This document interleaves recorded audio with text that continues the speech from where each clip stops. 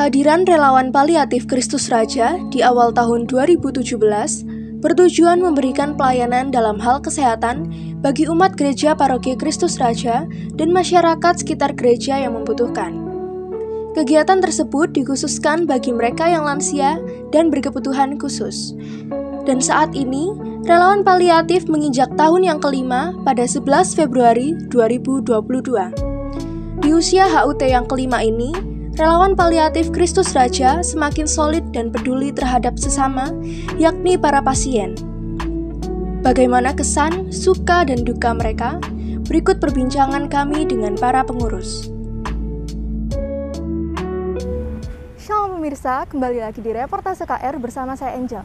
Saat ini saya berada di Taman Paliatif di Jalan Soka, dan pada hari ini, tepatnya pada Rabu 9 Februari 2022, adalah hari ulang tahun relawan paliatif yang kelima. Saya akan mewawancarai salah satu koordinator dari relawan paliatif.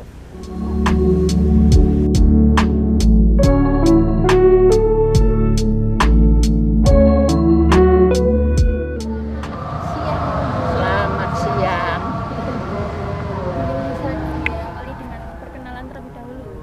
Oh iya, nama saya Emiliana Elsia Wulandari. Saya dari relawan paliatif Kristus Raja. Ya. Ya. Ketua kelompok 3. Iya. Berarti ada kelompok-kelompoknya gitu ya, Bu? Iya. Memang di paliatif karena pasiennya banyak. Jadi harus ada kelompok supaya menanganinya enak, tidak sampai kececer, pembagian tugasnya enak.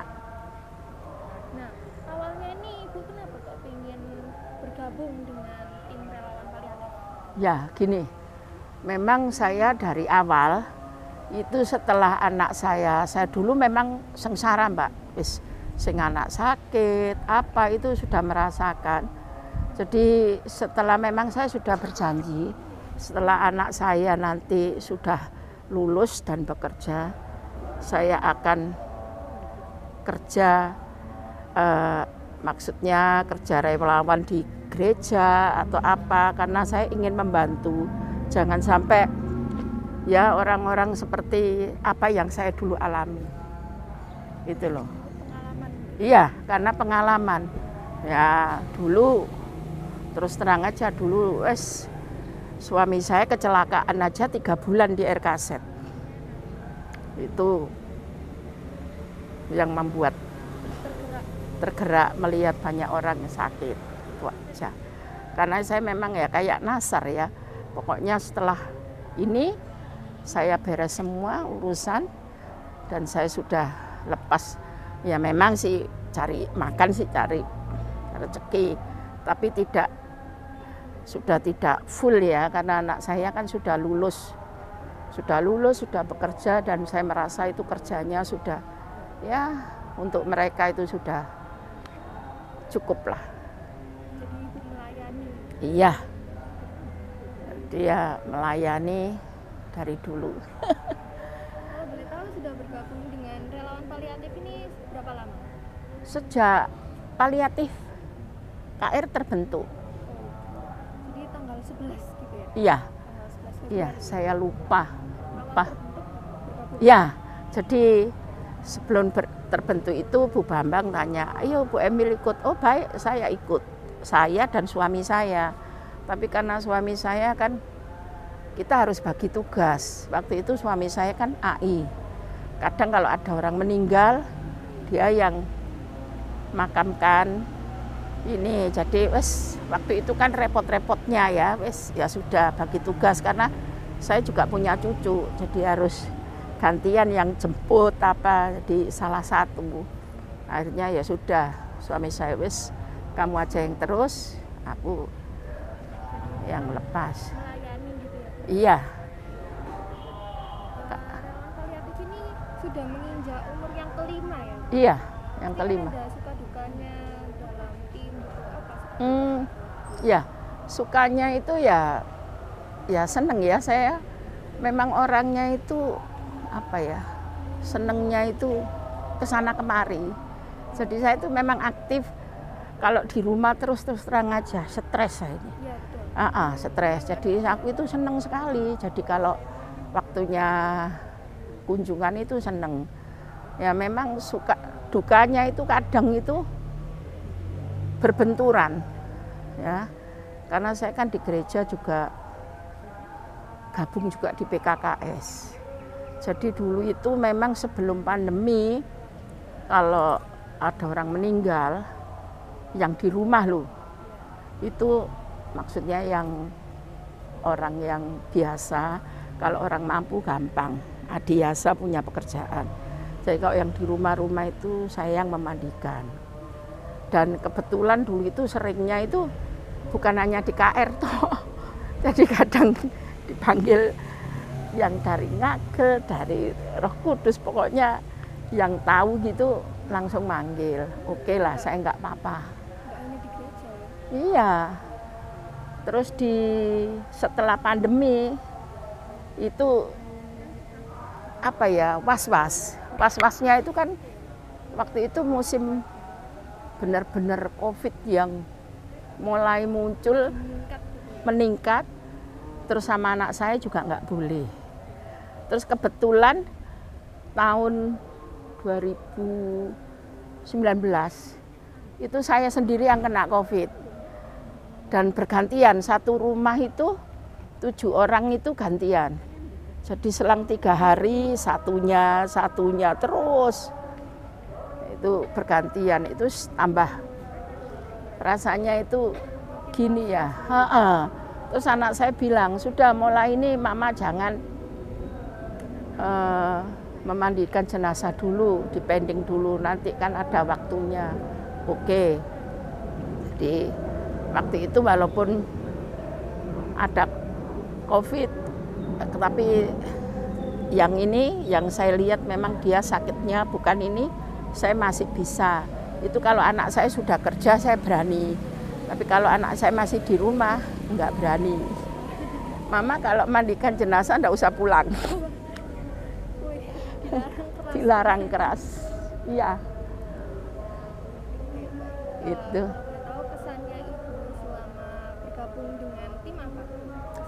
Kalau kesannya sih banyak ya. Pertama, kita bisa punya teman banyak, ya.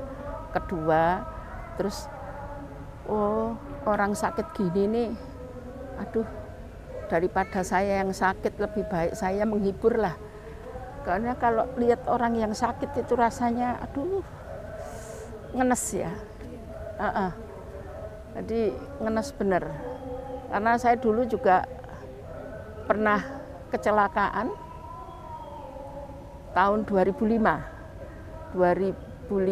terus 3 tahun yang lalu saya itu nggak bisa jalan, efek dari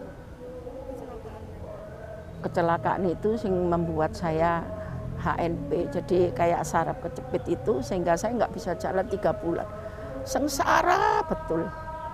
Jadi aduh, ternyata orang sakit itu menyengsarakan dirinya sendiri dan orang lain. Jadi kalau bisa, saya tuh senang untuk menghibur, untuk ya sekedar apalah untuk mereka. Gitu. Kegiatannya itu sebetulnya banyak.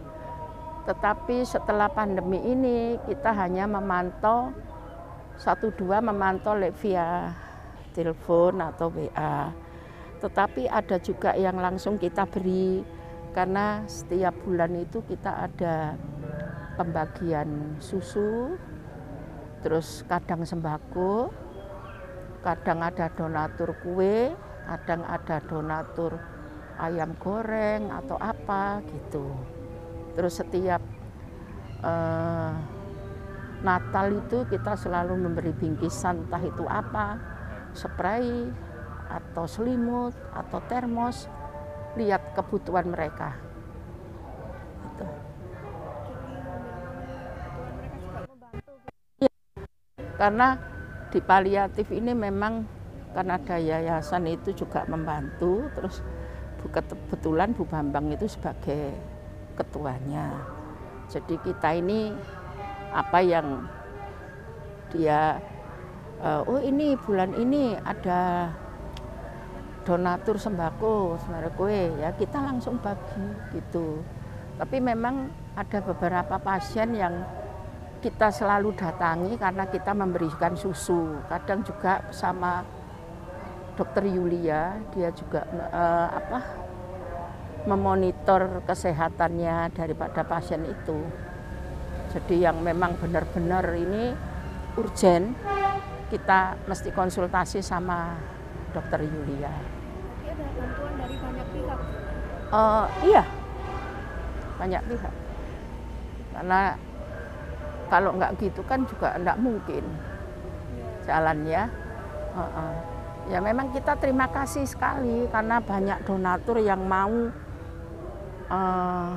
menyumbangkan karena mungkin dia tidak bisa bekerja dalam hal apa misalnya kunjungan atau apa karena dia mempunyai kelebihan dia memberi dan kita sebagai relawan itu bersyukur sekali karena dapat membantu mereka-mereka yang sakit yang memang benar-benar membutuhkan gitu. Pada masa seperti ini bukan lagi COVID ya, COVID lagi muncul, apalagi Omikron juga muncul. Iya. Apa ada ketakutan yang muncul karena kan harus bertemu dengan pasien secara langsung? Ya, memang ada. Tetapi kalau saya itu melihat dia sakitnya apa, ya. Misalnya kalau stroke itu memang stroke itu ya seperti itu dia tidak bisa kemana-mana. Memang sementara ini saya ada beberapa yang harus saya kunjungi karena saya juga harus melihat keadaannya dia. Apalagi yang suami istri sakit. Ya, suami istri sakit, suaminya stroke, istrinya itu harus menjaga. Tapi istrinya sendiri punya sakit jantung, darah tinggi, itu yang kita juga harus monitor. Karena kadang tahu-tahu enak-enak makan pingsan. Tahu-tahu masak, makanya sekarang kita bilang ibu sudah tidak usah masak. Yang penting kita baik-baik dengan ada tetangga itu yang saya juga melobi tetangga untuk membantu. Misalnya belikan sayur bening atau apa. Ya nggak usah yang mewah lah. Jadi kita membantu ke sana. Ya memang ada sedikit saya hanya memberi sedikit uang untuk membelikan Bu itu tahu, Bu tempe, pokoknya yang penting ada kuahnya. Karena suaminya kalau tanpa kuah nggak bisa nelan, nggak bisa dorong makanan itu. Karena penyakit kan kita juga nggak tahu ya. Iya, memang kita ini ya banyak-banyak berdoalah supaya nggak sampai terkena lagi karena saya sudah merasakan bagaimana itu COVID itu benar-benar menyiksa ya. Untungnya saya nggak sampai ke rumah sakit waktu itu karena rumah sakit penuh semua. Jadi pas bulan Juni itu benar-benar ya sudah kita lewat via telepon ada dokter yang ini harus diberi ini ya kita ikutin aja. Konsultasi secara online. Iya betul di rumah sakit itu tidak mungkin. Iya. Banyak pasti. Iya juga kalau di rumah sakit juga kita takut karena lihat kiri pakai ventilator, lihat kanan ventilator, kita stres sendiri. Gitu. Kan relawan paliatif pada tahun ini menginjak tahun yang kelima ya. Apa harapan ke depannya? Harapannya ya semoga saja kita bisa melayani dengan sepenuh hati para pasien yang sementara ini yang sudah menjadikan anggota ya, anggap aja anggota dari paliatif dan diberi kesehatan dan terutama kita semua ini juga kalau diberi kesehatan itu kan enjoy toh, kan seneng toh. Nah, jadi kalau sama-sama sehat, ya memang sih kalau yang stroke kan sehatnya, tapi dia bergembira gitu loh. Jadi dengan adanya kunjungan kita itu dia merasa tidak sendirian, tidak kesepian. Jadi kalau saya datang itu seneng mereka, ketawa-ketawa, tidak tahu ketawa-ketawanya bagaimana. Pokoknya ya kalau bisa lah menghibur. Jadi harapan saya itu semoga semua para anggota relawan paliatif itu ya mestinya seperti itu, maksudnya menghibur atau apa. Tetapi ya sekali lagi sekarang ini masalah pandemi, jadi memang kebanyakan masih via online lah. Jadi nanti mungkin kalau sudah selesai ini, saya kemarin sebetulnya sudah senang karena sudah menurun. Ternyata ini malah muncul lagi model varian baru. Nah ini memang kita juga pertama juga harus jaga kondisi kita dulu. Kalau kita fit, keluarnya enak. Tapi kalau kita kadang ya setengah was-was ya, waduh, misalnya daerah Karangmenjangan banyak yang kena, itu ya kayaknya maju mundur. Itu. Ya, memang ada ketakutan. Ya semua itu ya terserah pada yang di atas ya. Apa katanya yang di atas? Kalau memang sudah waktunya ya waktunya, walaupun di rumah, walaupun di mana, ya itu semua apa katanya di atas. Tapi paling tidak kita juga harus menjaga supaya sama-sama supaya sama-sama enjoy lah. Iya. Iya, jadi kita kerja itu tidak terbebani gitu loh. Paling enak itu tidak terbebani. Jadi misalnya kita pelayanan, tapi waduh gek-gek engko itu membuat kita juga rasanya ragu-ragu, itu enggak enak lah. Tapi kalau kita ayo gini, ya wis, itu pasti enak. Jadi memang semua itu kayaknya sugesti ya. Jadi kan saya sekarang, kalau saya menurut kata hati sekarang ini, kalau saya ya berangkat toh, saya berangkat. Toh waktunya saya pergi-pergi gini kan juga anak-anak sudah kerja. Cuman pagi saya ngomong, aku nanti ke sana, hati-hati loh Ma, iya. Karena saya bilang kata hati saya, oke. Tetap semangat ya Bu? Oh iya harus. Soalnya tanpa semangat, waduh. Pokoknya semangat, ikhlas. Yang penting itu ikhlas. Ikhlas itu karena apa? Kalau kita benar-benar ini, ya enak. Tapi kalau kita setengah-setengah ya nggak enak. Pasti kayak ngerundel itu nggak enak. Terima kasih banyak. Oh iya, sama-sama. Iya. Iya. Terima kasih, saya juga terima kasih.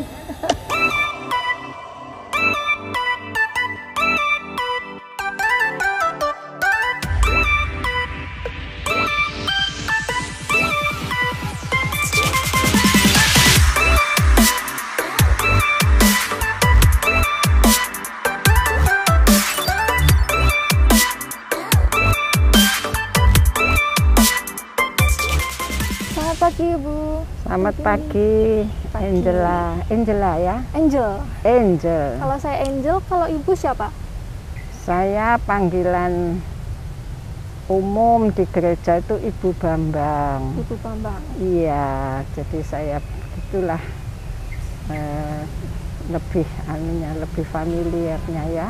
Iya. Dalam relawan paliatif ini sebagai apa?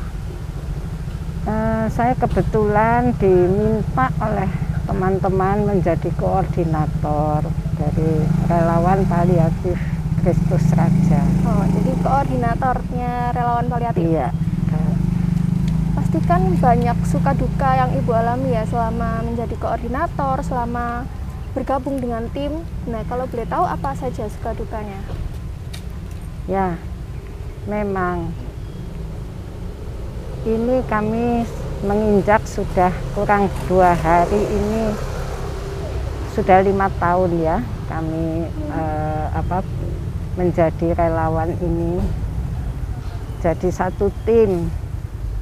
Ya dibilang suka dukanya itu ya memang selalu semua hal yang kami laksanakan apapun itu tentu mengalami suka maupun duka. Duka itu dalam arti juga kalau ada hambatan dan lain-lain. Tapi dalam hal menjadi relawan ini ya kami mendapatkan banyak inspirasi mungkin dengan kita melihat bagaimana kesulitan orang yang membutuhkan pelayanan dalam keadaan sakit, sehingga di situ kami bisa bersyukur bahwa kami bisa menjadi penyalur berkat, di mana kami kan juga menyalurkan berkat-berkat dari para donatur. Nah, itulah salah satu dibilang suka ya bagaimana ya, kepuasan dalam hati kami bisa menyalurkan untuk menyenangkan orang lain. Dan juga apalagi kalau sudah mendengar pasiennya kondisi membaik, dia dengan dapat susu, dapat apa jadi lebih sehat, tentu kami merasa bersyukur dan ada kesukaan di situ. Nah, kalau dukanya itu ya pasti kalau ada pasien yang sampai tidak tertolong, dan juga dalam kami bekerja sama ya, tentu nanti diharapkan bisa melaksanakan, ternyata banyak yang tidak bisa melaksanakan. Tapi pada umumnya kami bisa selama ini kami bisa saling mengisi, saling tenggang rasa di antara para relawan. Ya kami masih bersyukur dan juga bahwa teman-teman sangat support dan kami juga terbuka aja dalam melayani. Jadi ada support dalam tim gitu? Dalam tim ada support bahwa saya aja yang jalan. Nah itu kan kesukaannya kan bukan main ya toh. Iya, nah, jadi saya aja. Nah, banyak teman-teman itu. Memang kalau dari anggota kalau dilihat, kok berapa anggotanya 30-an. Tapi kok kelihatannya yang jalan itu aja. Tapi setelah kita telusuri nanti pelan-pelan, ini Ibu Emma nanti yang kunjungan bersama teman lain. Ibu Emil, Ibu Angela. Nah, jadi saling mengisi lah, sehingga semua itu ada bagiannya sendiri-sendiri. Sehingga kelihatannya kok cuma ini ya, gitu. Tapi ternyata setelah itu saling mengisi. Gitu. Jadi ada pembagian timnya, ada tugas masing-masing. Iya, pembagian memang kami di kelompok. Jadi karena ini sekitar 30 orang. Jadi kami itu bagi kelompok, juga bagian admin ada. Nah, kelompok yang mau jalan untuk mendampingi pasien itu masing-masing punya, kalau istilah kita tuh momongan ya. Dengan pasien saat ini kurang lebih 70 orang. Itu saling, ini pasien saya, ini kelompok. Kami dibagi dalam 4 kelompok. Nah, di mana tiap kelompok itu punya momongan itu tadi. Mereka jadi ya ibu, ada yang bapak. Nah, ini nanti kemana dan rutin. Meskipun dalam masa pandemi kami tidak mengadakan kunjungan yang serutin dulu, tapi tetap dimonitor melalui medsos, dan pembagian susu tetap berjalan sesuai kebutuhan yang mereka perlukan. Dan juga pemeriksaan kami juga bersyukur didampingi oleh Dokter Yulia, yang meskipun dalam sangat sibuk ya kondisinya sekarang, tapi masih menyempatkan waktu.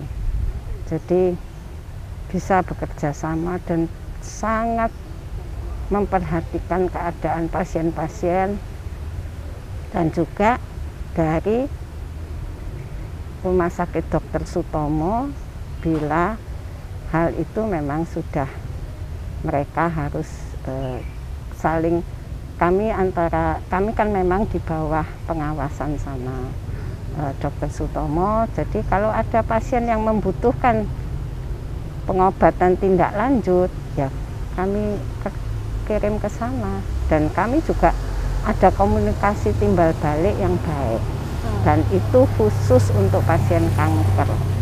Kalau sana, ya itu yang dapat saya sampaikan. Ya, baik. Kan para relawan paliatif ini mengunjungi pasien ya, Bu? Ya. Apa ada ketakutan tersendiri dalam diri Ibu? Karena kan di masa seperti ini, COVID, apakah ada ketakutan yang muncul? Karena harus bertemu pasien secara langsung.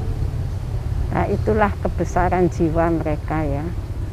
Memang kita manusia tidak mungkin lepas dari rasa takut.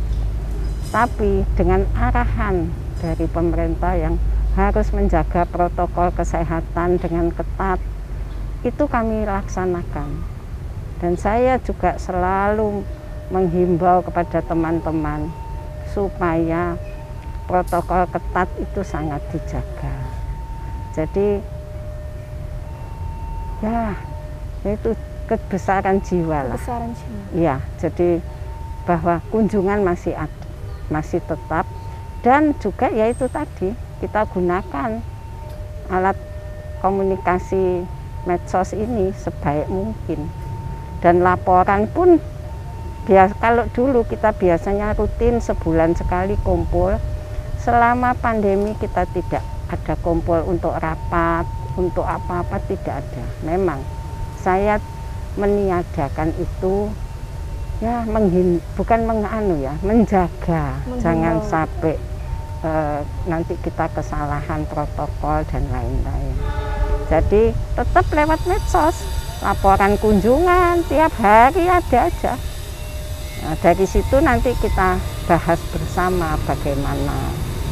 Jadi itu di grup ada grup relawan dan grup pengurus.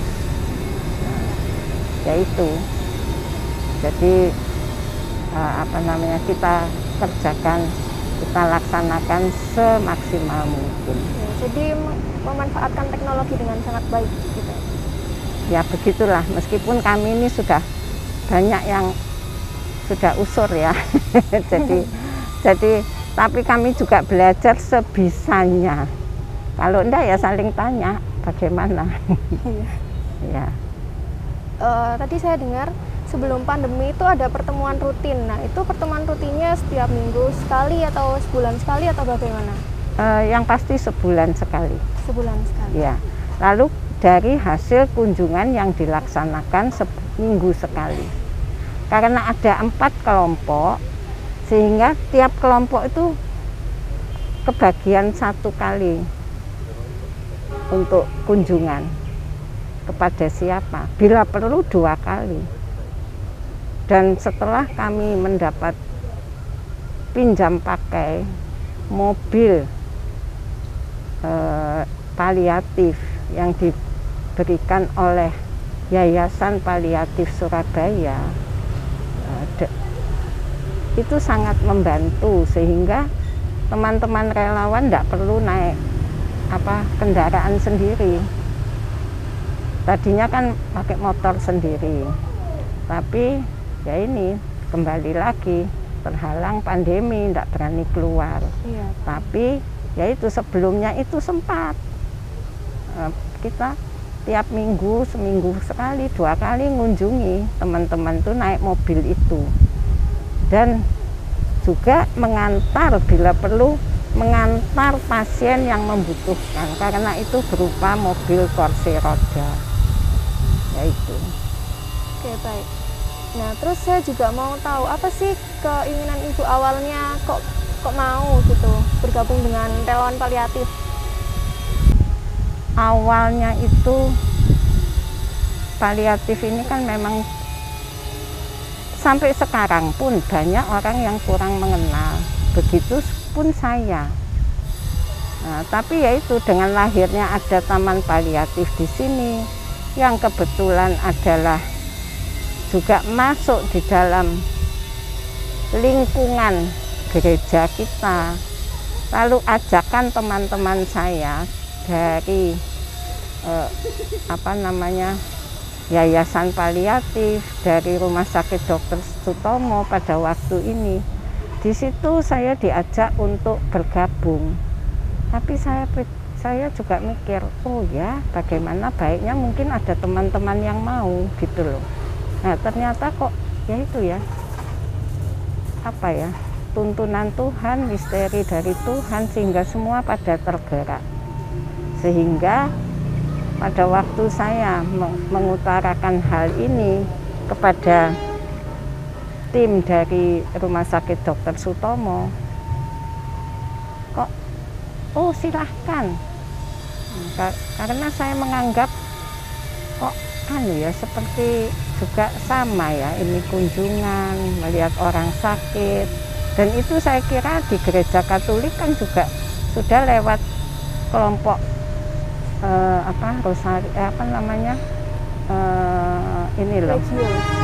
Legio Maria.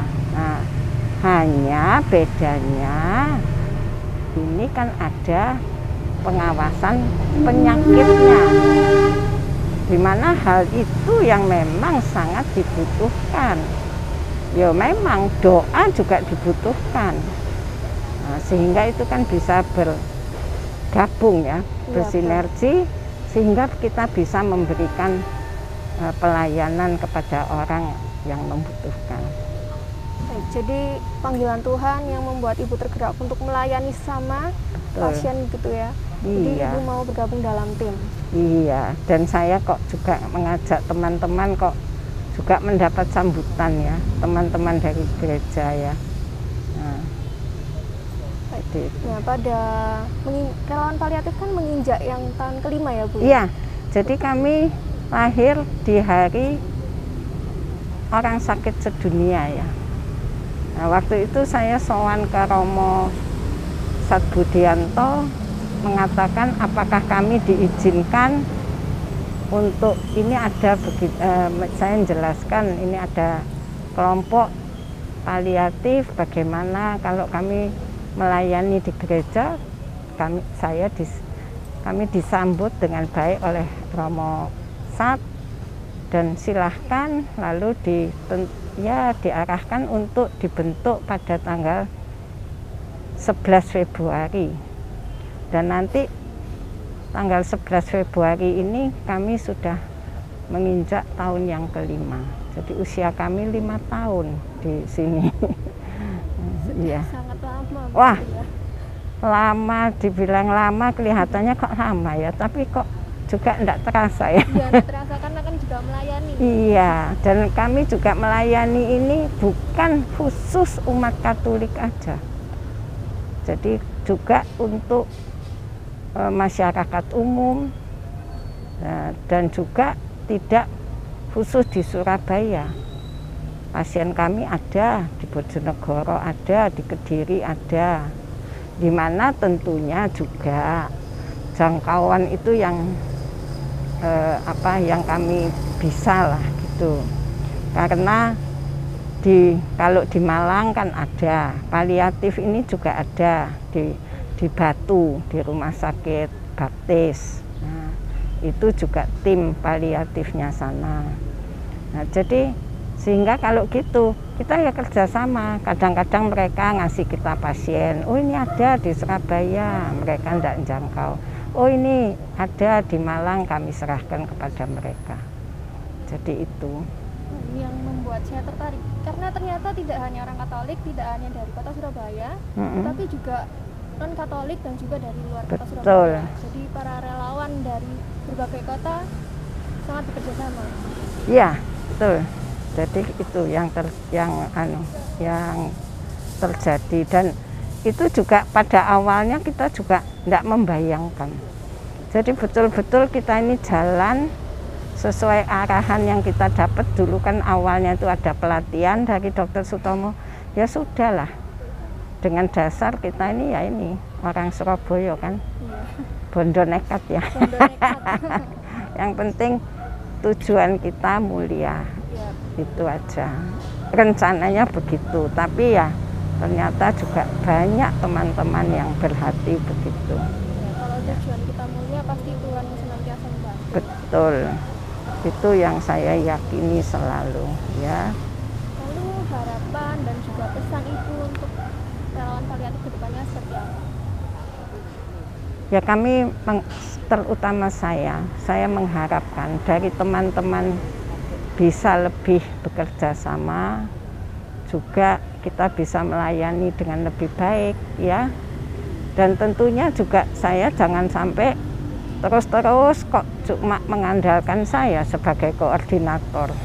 Ya regenerasi lah, ya toh, karena meskipun selama saya kuat, saya tidak akan melepas.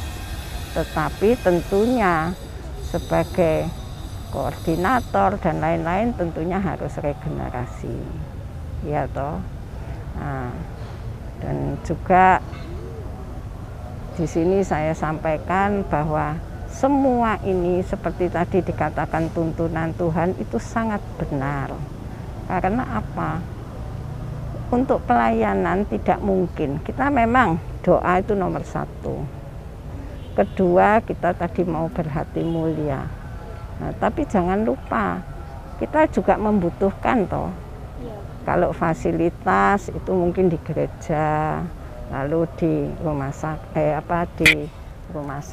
di mana kan banyak ya. Tapi jangan lupa seperti dana itu kan juga harus terdukung. Nggak mungkin kita jalan ya bagaimanapun. Nah, di situ tuntunan Tuhan juga mengirim para donatur yang betul-betul tergerak untuk membantu kita selalu. Jadi ada donatur yang tetap tiap bulan. Jadi lewat yayasan paliatif itu ada perorangan, ada yayasan paliatif yang sangat care sama kita. Jadi itu selama ini sehingga kami juga bisa berkembang dengan lumayan, jangan bilang baik dulu. Lumayan dulu. Jadi ini pesan untuk tim semua bahwa kita harus tetap semangat gitu. Semangat, betul. Sepenuh hati. Iya, harus berdoa, lalu juga sepenuh hati dan juga bantuan, iya toh. Dan action kita bagaimana, perhatian kita kan itu harus satu rangkaian semua ya. Ya, itu yang dapat saya sampaikan. Dan juga kami mohon doa dari semua pihak, dan juga dari mulai Romo Sat dulu sampai ke almarhum Romo Dodi, sekarang Romo Hardo juga sudah tahu kiprah kita dan juga mendoakan, mendukung, dengan juga selalu kita dapat arahan dari Romo Widoyoko selaku pendamping. Jadi memang kan sudah anunya gereja ya, tiap apa itu ya, tiap bagian kan ada Romo pendampingnya. Nah, paliatif pendampingnya adalah Romo Widoyoko. Kalau begitu terima kasih banyak Bu atas waktunya. Ya, terima kasih juga kepada Komsos yang sudah selalu juga memperhatikan kita dalam berbagai hal. Terima kasih, sukses ya untuk kalian semua. Selamat pagi Bu. Selamat pagi. Mungkin pertama bisa memperkenalkan diri dulu, karena kalau tak kenal maka tak sayang gitu. Ya, jadi gitu harus ya. kenalan terlebih dahulu. Saya Angela, kalau di gereja dari wilayah Damianus ya. Ini ikut kelompok relawan paliatif di Kristus Raja. Nama kita hampir sama. Iya, makanya itu. Kesan Ibu selama bergabung dengan relawan paliatif itu apa? Senang ya, banyak suka juga ada dukanya, tapi yang sering itu kita banyak pengalaman juga karena ada seminar-seminar juga, terus dengan kita mengunjungi pasien itu di samping kita juga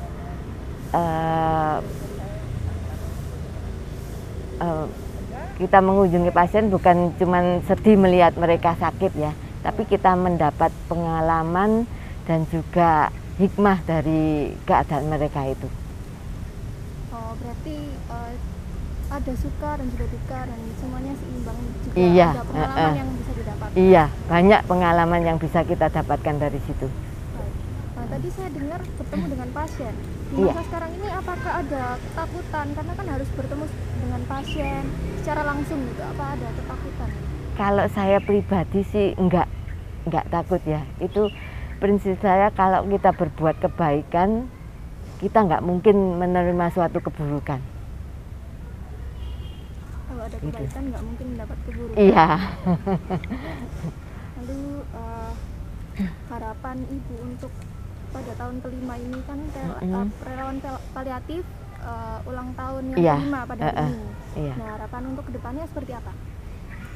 Harapan saya bukan cuma di gereja aja kita dikenal ya.